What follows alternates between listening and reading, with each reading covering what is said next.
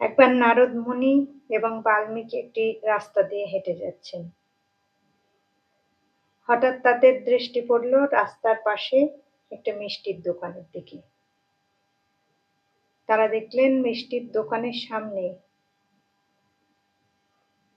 কিছু বাসি খাবার, নষ্ট খাবার ফেলে দেওয়া হয়েছে এবং যেই সেখানে একটি কুকুর এসে সেই খাবারগুলি খেতে লাগলো, তখনই মিষ্টির দোকানের মালিক একটি লাঠি নিয়ে এসে সে কুকুরটিকে ২-৪ ঘা বসিয়ে দিল এবং কুকুরটিকে সেখান থেকে তাড়িয়ে দিল।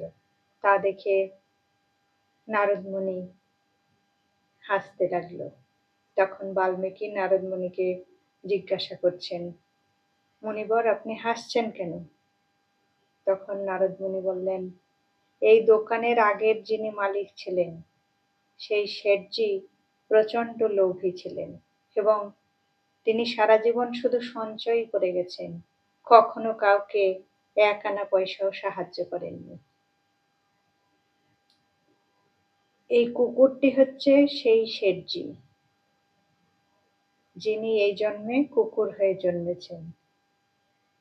আর ভাগ্যের পরিহাস দেখুন, যে ছেলের জন্য সে সারা জীবন শুধু সঞ্চয়ই করে গেছে, সেই ছেলেই তাকে বাসি খাবারটুকুও খেতে দিল না, মেরে তাড়িয়ে দিল। তা দেখেই হাসছি।